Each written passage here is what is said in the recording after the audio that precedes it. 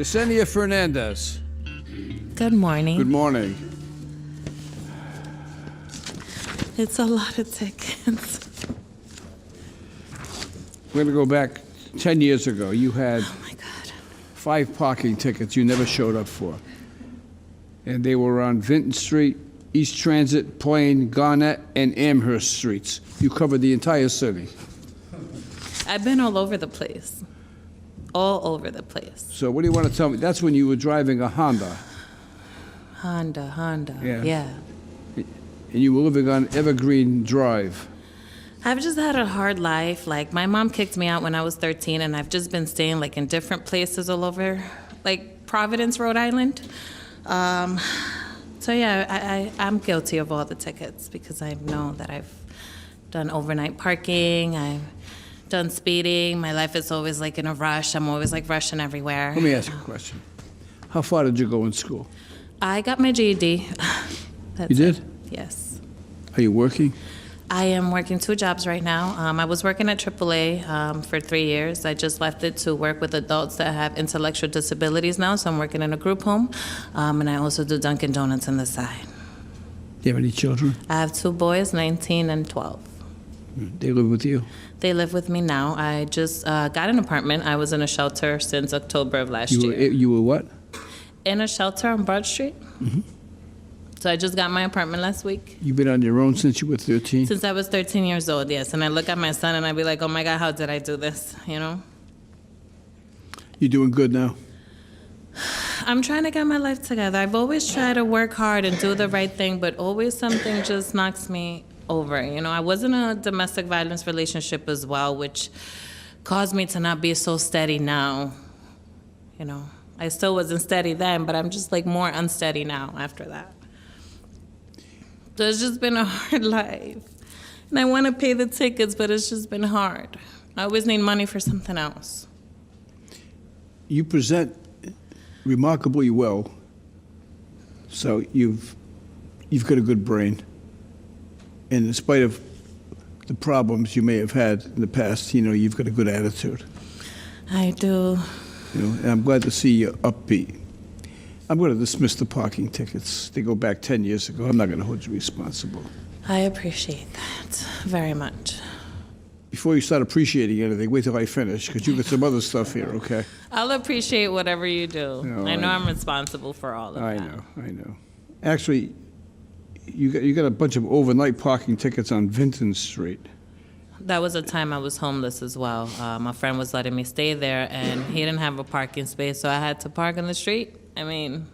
So let me see. You're a young kid, you're homeless, you're staying at a friend's place, there's nowhere to park, you can't park overnight, you park the car on the street. Sometimes in people's parking lot. Just those... One time oh, I'm sorry. I just those tickets were $1,000. I know. I'm going to dismiss I was going to have a heart attack. Thank you so much. Don't thank me yet. I know. There's more to come. Oh, gosh. You have 6 tickets for speeding caught on camera. Now, that's the bad news. The good news is that of the 6 tickets, 3 of them are going to get dismissed because they were 1 mile over the limit. Okay. So instead of costing you $300, that's going to cost you $150 for those 3. In addition to that, let's see.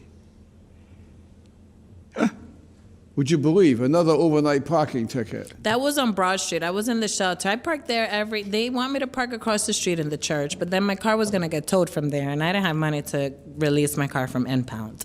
And then in the back, there's no parking space for me, so I had to park in front of the street. Where were you? Inside of the shelter. Oh, you were at the shelter? Yes. This is the one on Broad Street. That was one night. They just gave me a ticket one night. I mean, I was parking there since like October. How do you feel about that, Inspector Quinn? She got away with it for so long, Judge. I did. I really did. I was like, great, no Due to the tickets. fact she was in the shelter, Judge, the city would move to dismiss the parking ticket. Yeah, of course. Of course.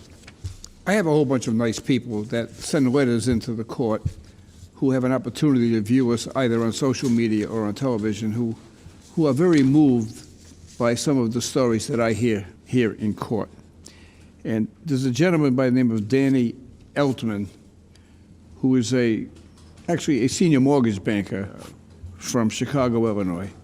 And he sent me this wonderful letter, and he said that life has been pretty good for him, but he wants to help other people. So he actually sent me a check for $100 to help anyone that needed help, using my discretion as for whom I would use this for.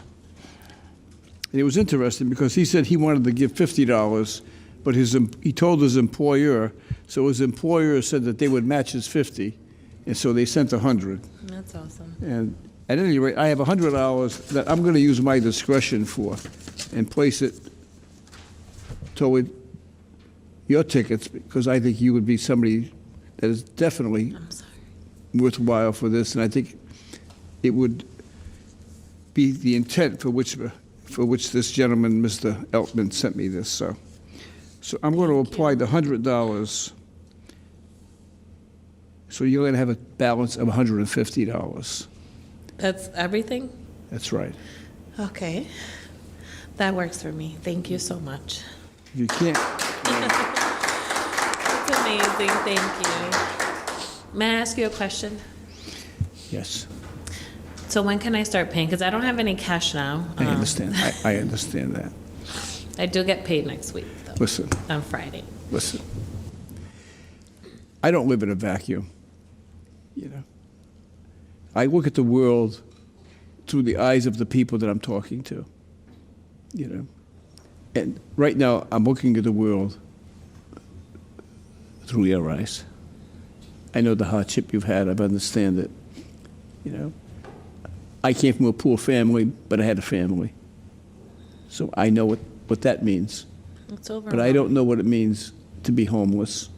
So, because I don't know doesn't mean I can't understand it. It's terrible. And you have expressed it so beautifully here today, and you got such a good attitude about it, you know, that I think you're somebody that's going to do well. Just don't ever give up. I don't. I haven't. I won't. Don't give up, okay? Just remember, we're rooting for you. Come back and see us. Let us know how you make out. Okay. I will. Thank you so much. I appreciate it entirely for the rest of my life. Like, this was really bothering me. You know, all this money. I was like, oh my God, it was driving me crazy. All right. Good luck But to you. thank you. One of the privileges that my job affords me is the opportunity to meet and occasionally help people who have lived incredibly challenging lives. Miss Fernanda's mother kicked her out of the house when she was 13 years old. Imagine, 13. She has been homeless and the victim of domestic violence. Yet, despite all of those hardships, she came to court today with an infectious smile, a positive attitude, and a strong desire to get her life back on track. I am truly humbled by her grace and strength of character. Thank you, Yesenia, for reminding all of us that the strongest steel is forged in the hottest fires. Good luck, and God bless.